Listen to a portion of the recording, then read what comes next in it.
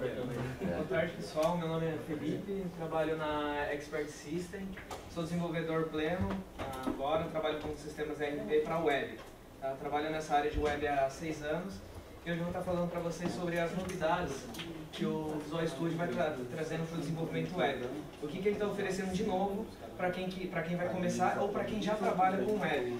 Quais são as novas ferramentas e os novos detalhes que eles vão estar aí para nos ajudar. Tá? Então a primeira coisa que eu queria falar é que a partir da versão 2012 do Web, ele vai vir com apenas 2 frameworks, tá? Então quem for começar agora com o .NET, vai começar com o .NET 4 e o 4.5, tá? Então quem mexe com o .NET 3.5, a partir dessa versão não consegue mais, tá? O Visual 2012, o Express, só consegue mexer com o 4 e o 4.5, tudo bem? O que ele traz de novidade? Primeiro vamos falar do HTML. Hoje ele integra o HTML5 no seu IntelliSense, tá? Então para quem gosta de digitar lá o HTML, os programadores têm que digitar, hoje você tem maior flexibilidade com o IntelliSense, que ele cobre todas as tags do HTML5, tá? Isso ajuda bastante o programador quando ele não conhece bem o HTML5, porque também o IntelliSense ele dá umas dicas do que serve, para que serve aquela tag, tá? Então ele dá uma breve descrição daquela tag hoje. Certo? Mas com HTML ou XHTML5, o que acontece com as versões dos outros HTML? Nada, eles ainda continuam funcionando, tá? Então você vai ter suporte ao HTML e XHTML5, você vai ter suporte ao HTML 4.1, o XHTML1, 1.1 Transactional e 1.0, ok? E o Frame 7 e 1.1 Frame 7, tá? Sobre o CSS3. Quais são as novidades? O IntelliSense também veio cobrindo todas as tags do CSS3, o que fica mais fácil para os programadores. E no nosso caso de programadores web, sabe que a gente tem uma grande dificuldade para fazer um cross-browser, porque alguma propriedade que a gente coloca no IE não funciona no Firefox ou não funciona no Chrome. Então o IntelliSense do Visual Studio já é feito para isso. Então vai ter lá o -mos para pegar o Web Toolkit, para pegar o Triton, cada motor de cada engine que usa aí o CSS. Então a gente vai poder trabalhar com várias engines, tá? Outra coisa legal do CSS é que ele traz uma grande novidade, que é uma paleta de cor. Então antigamente quando a gente tinha que digitar uma cor, ou a gente colocava o hexadecimal, o programador tinha que se virar nos 30 para descobrir qual era o hexadecimal daquela cor, ou ele tinha que saber muito bem o inglês das cores, né, e colocar lá, black cyan, não sei o que lá, colocar alguma cor que eles escreviam, né? Então isso ficava muito ruim pra gente, porque a gente não sabia exatamente que cor era aquela e também não sabia os hexadecimais. E para não ter que esperar o designer falar pra gente ou ter que ficar baixando a API de terceiro, eles colocaram isso dentro do CSS3. Tá? Então o IntelliSense do Visual Studio, ele dá essa paleta de cores. Outra grande aposta da Microsoft ainda continua, que é o jQuery, que hoje a gente pode considerar já um framework, não é mais um plugin, agora a gente pode considerar um framework de JavaScript. Tá?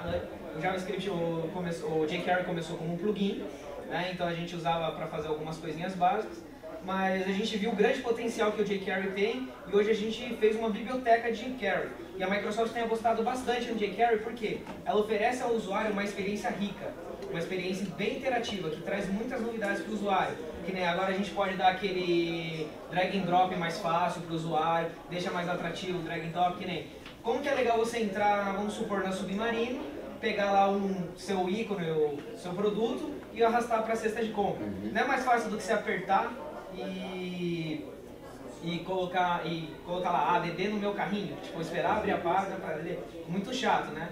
Então eles colocaram isso daí. Outra coisa que eu quero falar é dos bundles. Alguém já ouviu falar dos bundles aqui? Essa novidade do... Não? Então eu vou explicar. O irmãozinho ali de trás conhece, não? Fala aí, show de bola, né, velho?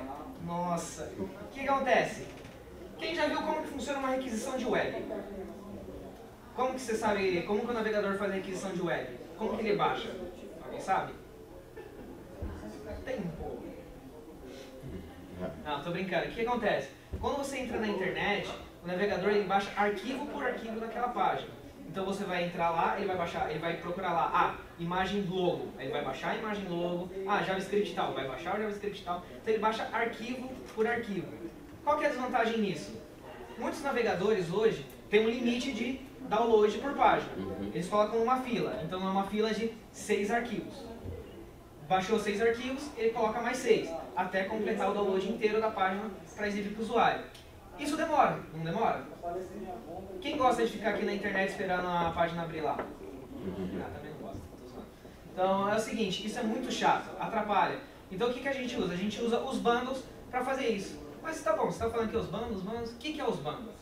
Os bundles é o seguinte, é um framework que a Microsoft desenvolveu, não foi a Microsoft, mas ela colocou dentro do ASP.NET, que faz o seguinte, ele vai pegar o seu JavaScript, seu CSS, os arquivos que você mais usa, ele vai comprimir, transformar tudo em um arquivo só e jogar na web, devolver para o usuário. Ou seja, se você tem uma página com 20 scripts JavaScript, o que acontece? A hora que você for usar o bundle, ele vai pegar aqueles 20 arquivos, comprimir, transformar em um só e dar para o usuário. Ou seja, o cara vai fazer uma requisição só. E mais leve, porque ele vai comprimir todos os arquivos. Tanto de CSS quanto de JavaScript. Isso é muito legal. Mas tem um contraponto aí. Não vale a pena usar quando tem poucos arquivos, né? Você tem um CSS, você não vai colocar os bundles. Não vai fazer gerar processamento para ele ir lá, gerar o bundle e soltar na web. Isso é besteira, tá? Eu vou mostrar aqui para vocês o bundles, né? Para vocês entenderem desse negócio que eu estou falando. E deixa eu abrir aqui. Olha que bonitinho. Como eu tinha falado do CSS3, vou voltar rapidão e mostrar pra vocês, ó. Agora como ficou mais fácil digitar uma cor. Olha, velho, é mágica, né não? Mas é show de bola. Ai, mas eu não sei a cor, não tem a cor que eu quero aqui. O que eu faço? Opa, painel de cores. Vamos lá, eu acho que eu gosto mais dessa cor aqui, ó. Não, acho essa. Sei lá aqui, ó. Mudou pra mim. Acabou. Show de bola, né? Fácil, rápido. Microsoft demorou um pouquinho para implementar, né? Mas graças a Deus ela está ouvindo os usuários e trouxe essa novidade boa aí para os usuários. Então, ó, na nossa Solution Explorer, eu estou usando um MVC4 aqui, tá? Então, na nossa Solution Explorer, a gente vai ter uma pasta chamada app start. Dentro dela nós vamos ter aqui os bundles config. Vamos abri-lo. Nós vamos encontrar algo semelhante a isso. Tá? O que ele quer dizer aqui? Ele tem uma tabela de bundle, né, que a gente pode ler aqui, bundles tables. Né? Nome meio... Se eu não falasse, vocês não iam adivinhar, vai vendo. Então o que acontece? Ele adiciona nossos arquivos aqui, ó. Quando eu chamar isto daqui na view, ele vai trazer tudo isso daqui, ó. Eu estou falando que quando eu chamar isto na view, tudo que estiver incluído vem junto. Tá? Então os bundles ele vai fazer isso, ele vai comprimir esses arquivos e transformar em um só. Que nem aqui no caso, ó, do jQuery. O que acontece? Temos aqui jQuery-version. jQuery-version. O que é isso? Vamos falar que a gente tem 20 scripts de jQuery que começa assim, jQuery-não sei o que lá, jQuery-meu app, jQuery-alguma coisa. Para a gente não ter que ficar incluindo um por um aqui, a gente coloca jQuery-version e tudo que tiver jQuery-version.js ele vai pegar no nosso arquivo. Isso daqui é como se fosse um token de URL. Quem trabalhou com o MVC3 ou MVC2 já conhece as rotas. Isso daqui é a mesma coisa que um token de rota. Ele vai pegar todos os arquivos de JavaScript que se encaixam nessa rota e jogar aí dentro. Para que serve isso? Imagina aqui, wannabe trueSile e o validate. Quando vem já com o ASP.NET, ele vem mais ou menos uns 5, 6 arquivos, correto? Você ia ficar adicionando 5, 6 arquivos aqui dentro? Você ia ter essa paciência de ficar escrevendo um por um? Aí você escreve errado, aí não sobe, aí você fica procurando erro, achando que é erro de cache, não sabe por que não sobe, aí depois de meia hora perdida você descobre que você escreveu errado. Então, para não acontecer isso, o que eles fazem? Eles colocam aqui como se a gente estivesse mapeando um arquivo. A gente poderia colocar aqui também, ó, jQuery.ui.asterisco, aqui eles deixaram version para baixar todas as versões da UI. A gente pode colocar apenas asterisco.js, ou seja, ele vai pegar todos os JS, não importa que JS é. É como se a gente estivesse mapeando um arquivo mesmo. Todos os arquivos .js eu quero que você inclua e suba para mim. Tá? Isso vai ajudar muito o programador hoje em dia. Aqui no meu caso, eu já deixei os bundles optimization ativado, ou seja, eu já deixei para ele compactar nosso arquivo e subir. Primeiro, antes de subir, vamos mostrar o real, né? Antes de mostrar ele todo bonitinho. Vou colocar isso daqui depois. Finge que é o IE, tá? Esse daqui é o Internet Explorer novo. Vocês vão ver. Então vamos olhar, inspecionar o elemento. Olha que coisa bonita. Então tá aqui, ó. Nosso site.css, modernizer. Vamos descer aqui no Budding. E o JavaScript. Certo? Vamos adicionar mais para ficar mais cheio de conteúdo aí pra gente poder entender os bundles. Vamos vir aqui Solution. View. Vou colocar no layout mesmo. Vamos chamar o jQuery Val aqui. jQuery Val. Então, F5 para dar uma limpadinha no cache.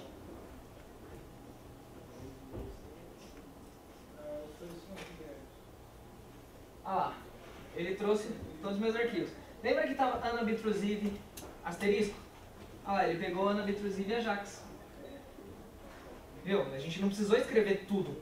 Ele mesmo já identificou que eu quero que tenha Anabitrusive, o que tiver. jQuery.anabitrusive, ele traz. Não importa o que for, mas eu quero que ele traga. Tá? Isso ajuda muito a gente. Então pode ver que ele adicionou um monte de script aqui pra gente, né? Ficou meio... Aí o usuário vai ter que baixar um por um. Então são 1, 2, 3, 4, 5, o CSS 6 arquivos já. Ou seja, já pegou uma fila. Lembrando que o web ele traz 6 por fila, já pegou uma fila. Demora. Então vamos ativar os bundles para a gente ver o que acontece.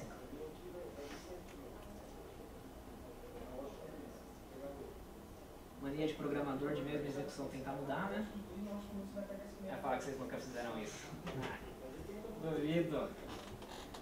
Faço quase todo dia. Vamos inspecionar de novo. Olha o que aconteceu. Quantos arquivos temos aqui? 2. Quantos a gente tinha antes? Então o que ele fez? O bundle, ele pegou todos aqueles nossos arquivos, comprimiu, transformou em um arquivo só e devolveu para o usuário, deixando a página mais leve. Viu como ficou bem melhor? E ficou mais fácil de trabalhar, porque a gente não precisa decorar quanto JavaScript tem. E o usuário também não sabe que JavaScript que a gente está usando, não consegue pegar nosso código. Tá? Mas também para decorar depois, né? É aquela beleza. Mas o que é esse nome bem estranho aqui? Esse nome é como se fosse um token de versão do que está acontecendo.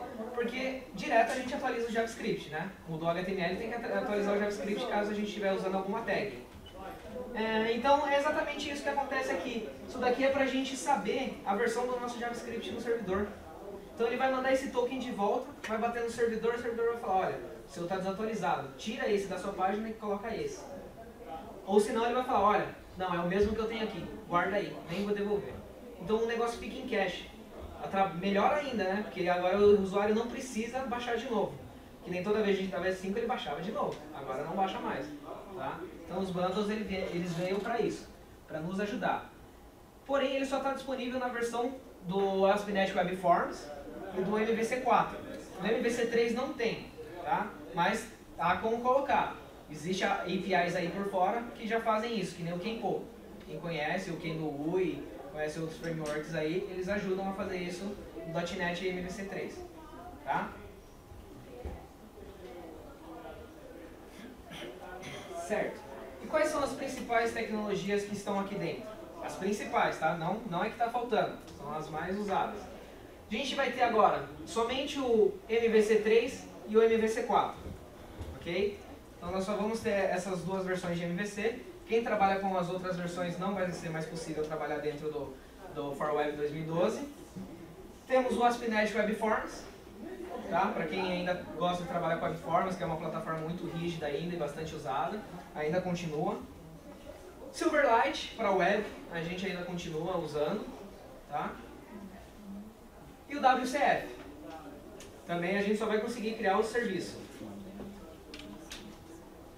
Vamos falar de depuração. Quando a gente ia depurar o código e a gente dava um F5, ele abria um Server Development do Visual Studio. Alguém lembra disso? Então, o que acontece? Eles tiraram isso, não tiraram, calma, vou explicar direito. Eles substituíram isso agora pelo IIS-8 Express. Ou seja, quando você instala o Visual Studio, ele automaticamente vai instalar uma versão Express do IIS-8 na sua máquina e configurar para rodar a aplicação. Mas para quê? Porque às vezes quando a gente usava aquele Server Development, o que acontecia? A aplicação funcionava legal lá, subia para o IIS e não funcionava do mesmo jeito. Para não ter mais esse problema, a gente joga logo direto no IIS. Tá? Então, para ver como ele se comporta realmente no servidor. Tá? Ah, mas e o outro? O que aconteceu? Ah, o Visual guardou. Você ainda pode usar. Quem prefere usar o outro, mexendo na propriedade do sistema, ainda consegue usar este carinha aqui, para quem gosta. Mas por padrão vai vir setado o IIS-8, ok? Navegadores. Se você perceber, eu estava fazendo uma brincadeira aqui com vocês, eu mudei meu navegador aqui em cima. Hoje o Visual Studio ele está fazendo o quê? Ele está investindo que o usuário, está trazendo para o usuário que ele faça o quê? Ele cria aplicações cross-browser. Para que isso? Para que funcione em todos os browsers. Não só no IE9. Hoje a Microsoft quer que você faça um software bom, que você tenha uma experiência boa.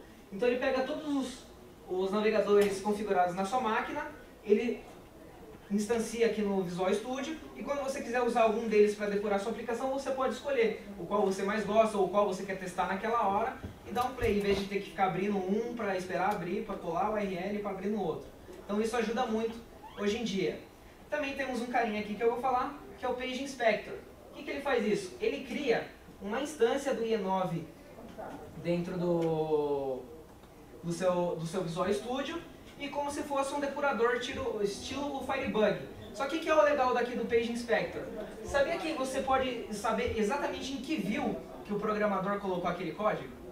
Isso é muito legal. O que acontece? Vamos falar assim, que o cara colocou aqui uma partial view e você nem sabe onde está a partial view. Tem mais de 1000 arquivos e você não sabe onde aquele desgraçado colocou o negócio. Atrapalha, né? Você tem que ficar procurando. O que acontece? Com o Page Inspector, você vem aqui no Inspect, passa o mouse em cima e ele te leva exatamente na view onde foi criado, onde está aquele negócio. Tá? Então isso vai ajudar muito os programadores a identificarem problemas e resolver de uma forma muito mais rápida. Certo? Outra coisinha legal aqui que eu queria mostrar para vocês é que quem já mexeu aqui com... Opa. Quem já mexeu aqui com WCF? No serviço. O que acontece? Quando a gente vai instanciar o serviço no ASP.NET, às vezes o serviço está mal configurado, a gente configurou errado, ele dá um erro muito feio, correto? Que não dá nem pra gente ler. Aqui no caso eu tenho um aqui de exemplo, mas ainda está bonitinho. Tá. Ele dava esse erro aqui e colocava um monte de característica aqui que a gente não conseguia ler. Então hoje a gente vai ter essa possibilidade. Tem até um botãozinho aqui para ele pular a linha, para quebrar a linha, para a gente identificar melhor a leitura. Mas quando ainda, dependendo do servidor, vem quebrado cheio de caracteres, com tag, cheio de coisa errada. Aí ele também colocou aqui um HTML view, que serve para quê? Ele vai pegar aquele código, vai decodificar o HTML e transformar como se fosse uma página do ASP.NET, como se ele trouxesse o erro do ASP.NET quando dá na tela lá o erro 500, quando a gente deixa o custom mod errors off. Tá? Então a gente consegue ver isso de uma melhor forma. Porque antigamente a gente tinha que pegar esse texto, abrir no bloco de notas, fazer aquela limpeza para poder enxergar. Hoje a Microsoft, pensando nisso, já deu um tapinha no layout aí pra gente. Tá?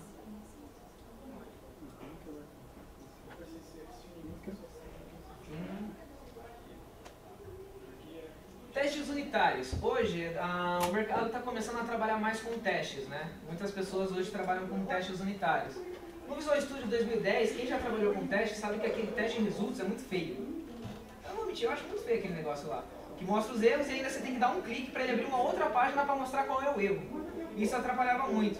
Então a Microsoft ele criou o Test Explorer, que ele faz o quê? Ele cria uma lista de testes que você fez e quando você clica no teste, ele mostra embaixo se o teste passou e se não passou, o porquê que ele não passou. Tá? Outra coisa que ele traz também é Test Settings. O que é isso? Hoje a gente pode configurar os nossos testes. Vamos falar que a gente tem um RP com mais de 1000 módulos e eu quiser controlar esses módulos, e vamos falar assim, eu só quero testar aquele módulo que eu usei, não todos os outros.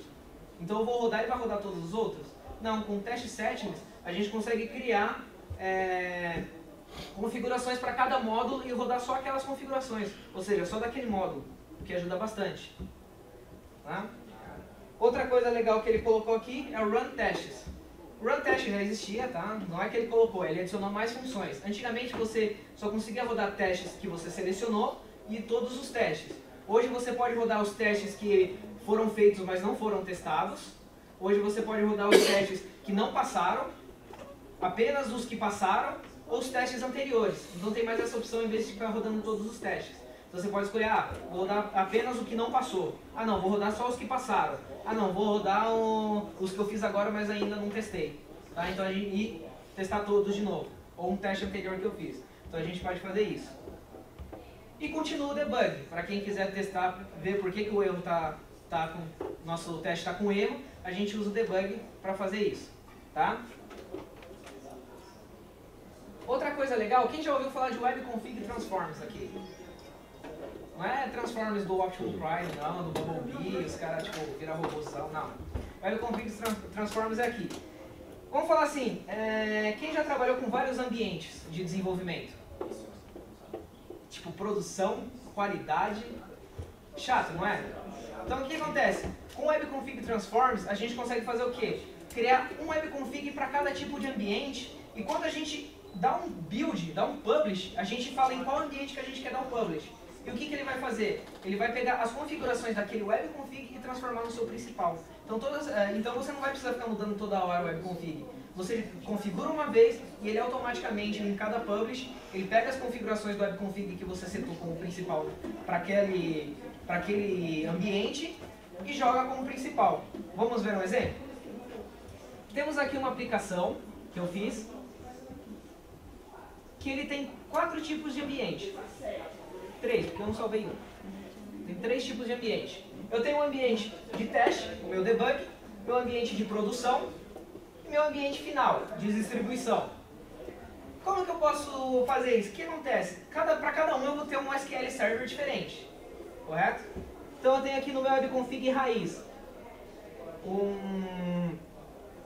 uma connection string principal. Caso eu não sete nenhum dos 3, ele pega esse. Então é sempre bom deixar um no principal. Tá? E em cada arquivo desse, eu coloquei um. Tá? Então pode ver ó, que ele vai mudando. Aqui é a release, aqui é o producão e aqui é o debug. E no meu webconfig original, está como SQL Server. Aí vamos falar assim, mas o cara que é o meu chefe está pesando no meu pé, está lá na nuca, mó sanguessuga, quer que eu suba o negócio com a qualidade agora. Então, o que eu vou fazer aqui? Vamos falar que é meu ambiente de produção, eu vou vir aqui configurar ele. Se eu não tiver, eu crio um novo. Tá? Seto a configuração de como ele vai ser, se ele vai ser para o Web Deploy, se ele vai subir por FTP ou vai ser File System, enfim. Crio a configuração dele, né? O que ele vai usar? Que ambiente que eu vou usar? Eu vou mandar o produção para o cara. E ele dá uma visão geral para mim.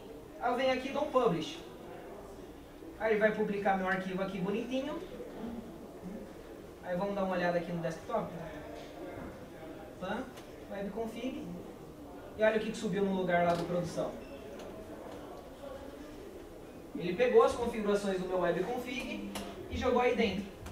Tá? Então ele foi lá no meu web config raiz e falou, cara, ó, você vai para produção, eu preciso que você troque essas informações para mim. E ele troca.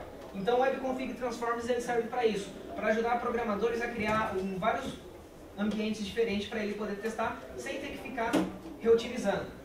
Tá? Como que a gente cria isso?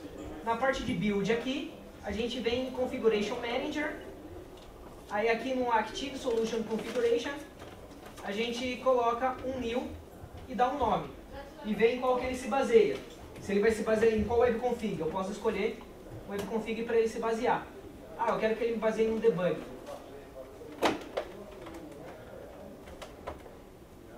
Feito isso, eu venho aqui na minha solution, em cima do meu Web Config eu aperto com o botão direito, add config transform, e ele adiciona automaticamente para mim. Aí eu posso colocar minhas configurações aqui. Aí quando eu for rodar, eu crio lá uma publish só de qualidade e jogo o Web Config, seto esse Web Config como principal. Então, pessoal, por hoje só isso, nosso tempo é meio corrido, né? pouca coisa. Mas é isso aí. Alguma dúvida? O IE9, ele tá pegando todas as configurações do HTML5? Tá aos Todas? poucos. Tá indo aos poucos, tá? Aos poucos, Graças ainda a não Deus tá tá caminhando. 100% não, A né? Microsoft tá colocando... Hoje a gente já pode considerar o IE9 como Smart Client. Tá? É o que Já tá Smart implementando Client. mais Sim, hoje ele é um cliente tag do inteligente, HTML5. já aceita bastante coisa do HTML5 e do JavaScript. O Internet Explorer 10 Windows 2 tá mais Isso, acima. tá mais à frente. O Windows 8 com HTML5 também, CSS. Até o Internet Explorer Brasil.com mostra todas as funcionalidades no campo, Internet Explorer 10 falam, você entra com o Windows 8 e Internet Explorer 10 eles falam, a gente sabe que você é um cara muito legal. É, então. É isso aí, gente. Por enquanto, por isso é... Oi? Só uma dúvida, o suporte para JavaScript melhorou? Melhorou bastante. No 2012? Sim, ó, a gente tem até mais referências aqui. Opa. Hoje o IntelliScience, ó, pode ver que por padrão, eles criam até aqui um reference de JavaScript, adicionando as bibliotecas pra gente, pra quando a gente for mexer com o IntelliScience ele já poder avisar, ó. Eu vou vir aqui, colocar no comentário, não vai adiantar muito não.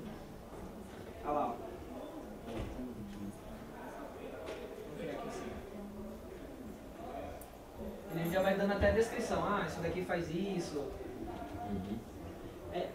Uma outra coisa, já existe region em JavaScript ou Não, você sabe se iniciou? ainda não. Opa. Ainda não existe. Esperamos que um dia alguém crie. É uma ideia boa pra você já começar estudando aí o visual, já cria um region para JavaScript. Mais alguma pergunta? É isso. Aquele do webconfig, tem alguma coisa parecida no 2010? Tem. Já vem no 2010 Tem. também. Ah, beleza. Tá? Quem quiser fazer esse caso em 2010, ó, XP. É isso. Tem seus contatos também? Tenho. Pra quem quiser meus contatos, em breve estarei criando um blog, tá? É preguiça.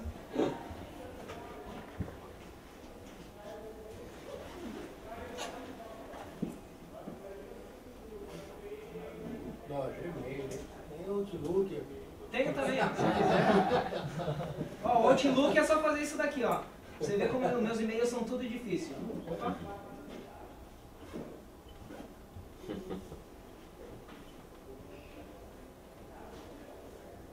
Ó, difícil gravar meus e-mails, velho. Tem que ser. The Chuck é porque os caras me chamam de Chuck Boneco, velho. Nossa. Carinhosinho. Você vê como nós é tudo parceiro. Bora, gente, então quando vocês precisarem aí de dúvidas sobre HTML, dúvidas sobre desenvolvimento web, qualquer coisinha, manda no meu e-mail, vou responder com todo carinho aí. Podemos fazer algumas coisas juntos, tirar dúvidas, estou sempre aí à disposição de vocês. Beleza? Valeu.